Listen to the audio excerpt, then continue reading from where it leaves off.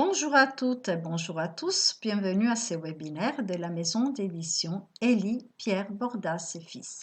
Les sujets d'aujourd'hui est un dictionnaire numérique pour développer le lexique. À la fin de ce webinaire, je vous donnerai mon adresse email ainsi que l'adresse de l'éditeur pour des réponses à des questions que vous voudriez me poser. Ce webinaire me permettra de partager avec vous des contenus théoriques et pratiques et pour cela, je vous proposerai des exemples d'activités que moi-même j'ai proposées à mes élèves.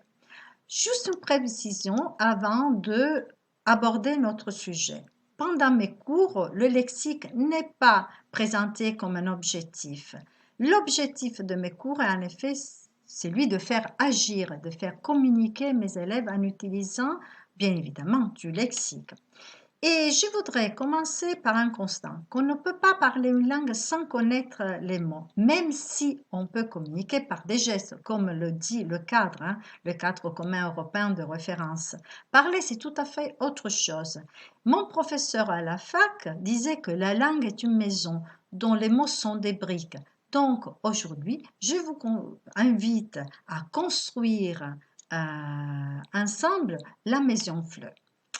En classe, on doit prendre en compte les besoins et les capacités de nos élèves. Il faut réfléchir sur les activités et les thèmes convenant à tel ou à tel âge, à tel ou à tel objectif, pour tel ou tel objectif. Donc, il faut avoir à l'esprit que dans nos classes, il y a des apprenants de type auditif. Ce sont les apprenants qui préfèrent apprendre en écoutant et ils aiment les explications. Les types visuels, ce sont les apprenants qui préfèrent voir les choses, ils aiment travailler avec des manuels. Il y a des apprenants de type kinesthésique qui mémorisent grâce aux gestes. L'enseignant donc doit proposer des activités ou des exercices variés pour satisfaire les besoins linguistiques présents et futurs des apprenants afin de leur permettre bien évidemment de réussir. Si on propose qu'un seul type d'activité, on permet à un seul groupe de réussir et les autres seront bien évidemment démotivés. Dans l'enseignement et apprentissage, la motivation est très importante. D'autre part, pour nous enseigner à des apprenants qui sont motivés est vraiment plus facile, si on peut dire, et plus satisfaisant. La motivation, en effet, déclenche la satisfaction, la confiance en soi et l'envie de continuer à apprendre. Une activité doit être qu'on doit présenter à nos élèves, elle doit être motivante aux yeux de l'élève, c'est-à-dire qu'elle doit correspondre aux intérêts des élèves, surtout aux intérêts présents. Elle doit être diversifiée avec plusieurs tâches à accomplir et s'intégrer avec d'autres activités, par exemple comme ce que nous allons voir tout à l'heure. Elle doit représenter un défi pour l'élève, exiger de la part de l'élève un engagement cognitif et permettre aussi à l'élève d'interagir avec le reste de la classe, avec le groupe. Elle doit surtout comporter des consignes claires. Elle doit être authentique dans la mesure qu'elle va permettre la réalisation d'une tâche. Donc voilà ce que je proposais à mes élèves. J'étais en cours en présentiel, mais vous allez voir, elle est très simple cette activité. Vous pouvez la proposer même à distance. Je vais partager la classe en groupe et chaque groupe, en regardant cette image, mon objectif, je leur avais dit, c'était la présentation du lexique des fruits. Donc, dans chaque groupe, les élèves devaient écrire sur leur cahier, dans leur cahier, tous les mots, donc sur la feuille de papier, tous les mots, les adjectifs de couleur, le verbe qui leur venaient à l'esprit, des mots qu'ils connaissaient. Là, par exemple, ils connaissaient le mot pomme, ou bien poire, chien, ou les couleurs rouge, bleu ciel, orange, jaune. À ce moment-là, j'ai dit, bon, alors vous allez me dire où on se trouve, pourquoi faire. Ben, bien évidemment, ils savaient que c'était des fruits, hein, mais pour élargir le lexique, comment je fais? Eh bien, très simplement, j'ai utilisé un vocabulaire numérique comme celui-là. Et donc, pourquoi j'ai choisi ces dictionnaires numériques? Parce que j'estime qu'il est très important, surtout au début de l'apprentissage, de faire attention à la prononciation des mots et à l'orthographe. Parce qu'après, il est difficile de supprimer des fautes hein, qui sont apprises dans cette phase. Personnellement, comme je vous disais, moi j'utilise énormément ces types de dictionnaires parce qu'il me permet d'associer le son et l'image et donc de favoriser l'apprentissage, la mémorisation de nouveaux lexiques. Alors, vous voyez là, il s'agit de la même page. Donc, les élèves me disent, bon, on est au marché, hein, on va acheter des fruits. Donc, ils ont pu vérifier leur hypothèse. Et après, ils ont dit, mais il y a des mots que nous, des fruits qu'on ne connaît pas. Et moi, je disais, ben, celui-là à droite, à gauche, par exemple. l'orange, Et puis, la pastèque, la poire, le raisin, pourquoi faire écouter le son? Parce que, comme je vous ai dit, en classe, on doit favoriser les différents styles d'apprentissage. Bien évidemment, le professeur peut prononcer plusieurs fois d'une manière correcte le mot, mais l'enregistrement favorise la bonne prononciation et surtout favorise la mémorisation et la compréhension, c'est-à-dire l'élève peut tout de suite associer le son à l'image. Normalement, si on n'a pas l'image et le son, qu'est-ce qu'on fait? Nous, on utilise les gestes, on peut montrer les choses, on les dessine, on explique en utilisant d'autres mots, on utilise la traduction, mais il est un peu difficile pour certains élèves déduire le sens. Tandis qu'avec une image bien illustrée, les élèves peuvent apprendre facilement. Alors, après, donc, moi, j'ai proposé des exercices que les élèves trouvent dans n'importe quel, dans leur manuel. Et on a continué pour pour utiliser ce lexique, ce nouveau lexique en contexte, surtout avec une activité ludique. Alors, tout simplement, qu'est-ce qu'ils ont dû faire? Ils ont dû insérer ces mots nouveaux, dans une phrase. C'est-à-dire, je leur avais dit, vous allez penser à une phrase contenant un de mots appris. Donc, je laissais cette page ouverte. Donc, ils pouvaient réutiliser, pouvaient regarder. Hein, donc, c'était une tâche assez simple. Mais ne pas prononcer le mot. Mais au lieu de le prononcer, de dire le mot, d'utiliser le mot truc. Donc, par exemple, au petit déjeuner, je bois un jus de truc, un jus de pomme, un jus d'orange, et les autres devaient deviner. Hein.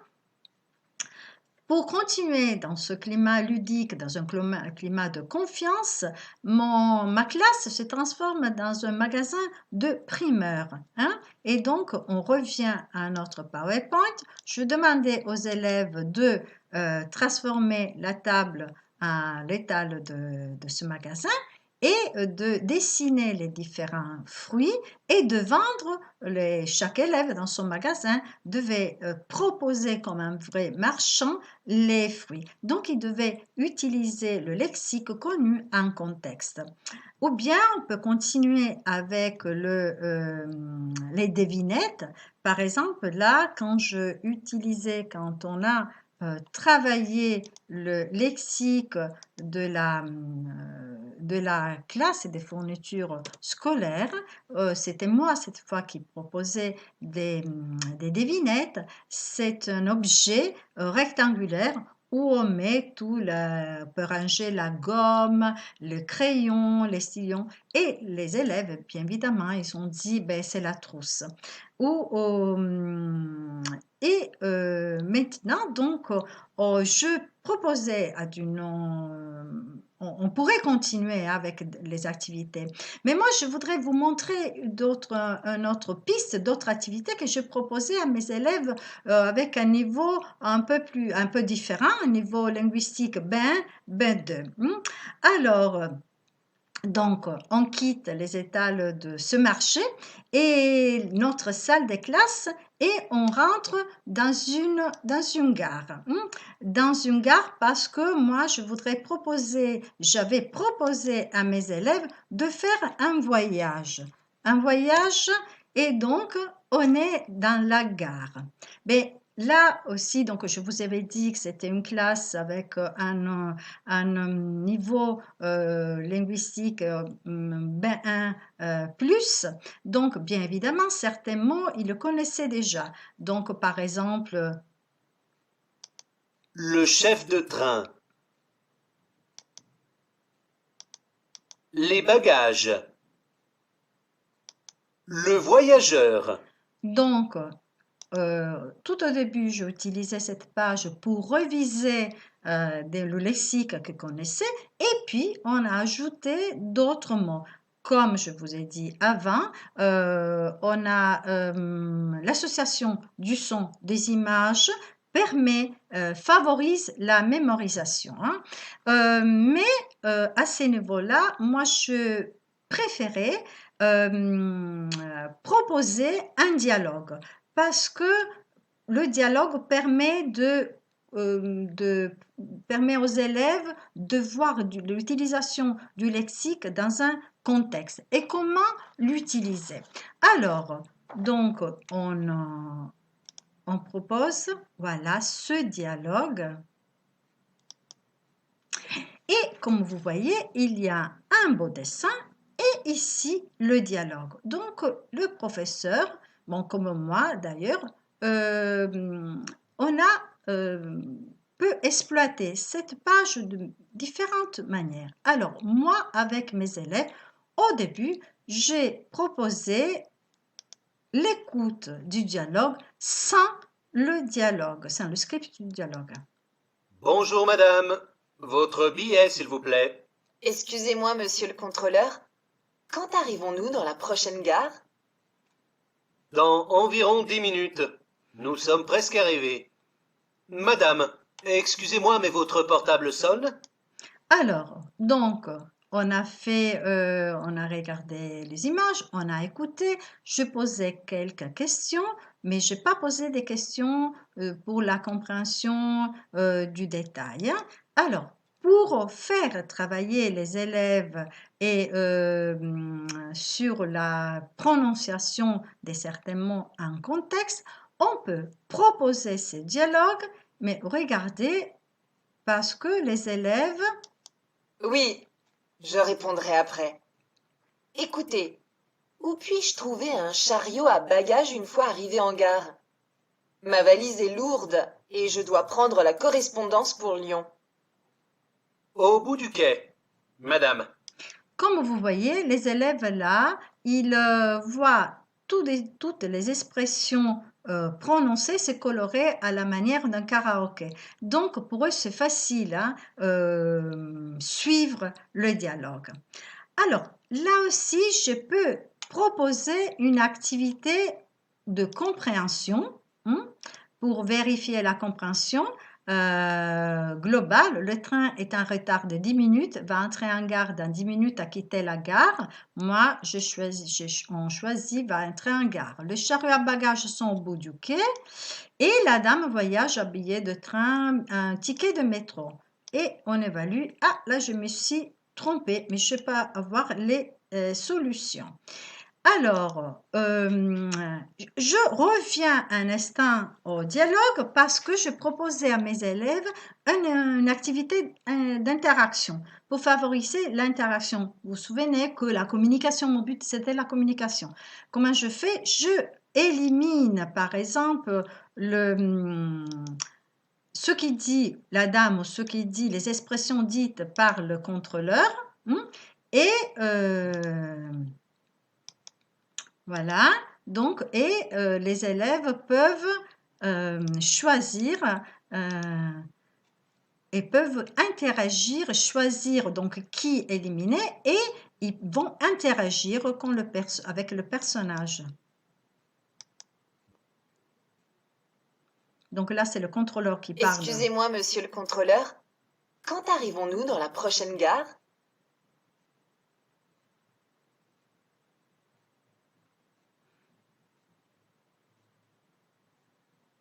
Oui, je répondrai après. Vous voyez, donc là, les élèves doivent interagir avec la dame. Ils doivent faire comme s'ils étaient un contrôleur. Hein. Un contrôleur, donc, parlait. Et là, c'est pour favoriser l'interaction et la mémorisation et surtout utiliser le lexique, le nouveau lexique en un contexte. Mais je passe aussi à un contrôle défi, c'est-à-dire je leur ajoute encore du lexique. Dans ce cas, c'est toutes les actions que je fais dans la gare, donc pour voyager en train. Demandez des renseignements. Regardez par la fenêtre. Déjeuner à bord. Acheter un billet. Et qu'est-ce que je propose à mes élèves? Je leur dis, je suis un voyageur sans billet de train, je dois aller à Lyon. Qu'est-ce que je dois faire? Ils doivent me dire toutes les actions que je dois faire pour acheter mon billet et pour monter dans le train. Donc, chaque élève écrit dans son cahier la réponse à mes questions. Et je continue en utilisant les briques pour construire ma maison fleu. Et donc là, je propose des mots nouveaux qui sont insérés dans des expressions idiomatiques qui contribuent à la richesse d'une langue et à mieux connaître la culture de notre peuple. Expression idiomatique. Mettre sur la voie. Mon père a participé à un célèbre jeu télévisé et le public l'a mis sur la voie pour qu'il puisse donner la bonne réponse. Plier bagage. Monsieur, vous n'êtes pas le bienvenu. Je vous invite à plier bagage.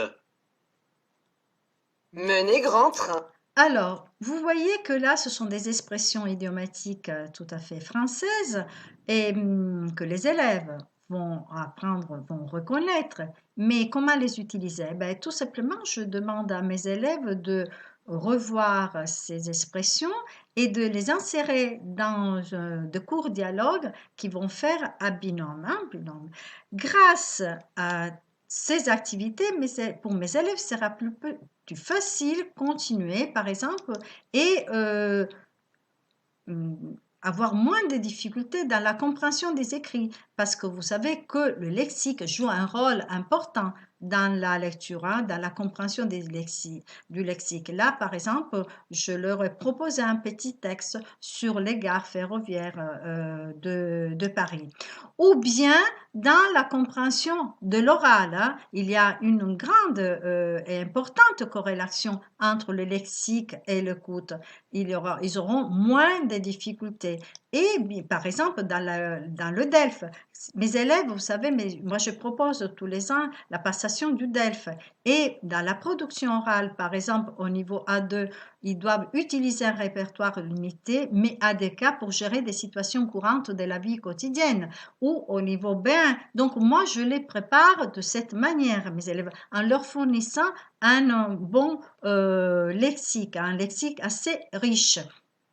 Parce que, par exemple, ils doivent affronter des épreuves où ils doivent décrire leur chambre. Avez-vous une chambre pour vous tout seul ou la partagez-vous? Décrivez-la. Donc là, ils doivent savoir comment décrire la chambre avec tous les lexiques, tous les meubles qu'il y a dans la chambre. Ou, par exemple, dans le cas d'une production écrite, vos vacances avec vos parents, avec un membre de votre famille ou avec des amis ou seul, vous ont laissé un souvenir inoubliable. Racontez ces vacances et donnez vos impressions à un correspondant, vous devez utiliser 160 mots au minimum. Alors là, on est à un niveau un peu plus élevé. Donc, le lexique, c'est important aux vacances, c'est très important parce que ça permet vraiment de créer une production écrite, un mail qui soit adéquat à ce qu'on demande au DELF.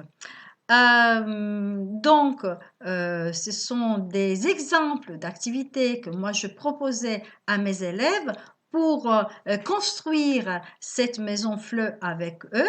Et j'espère, je vous remercie tout d'abord pour votre attention. J'espère vous avoir donné envie de construire avec vos élèves cette maison fleu.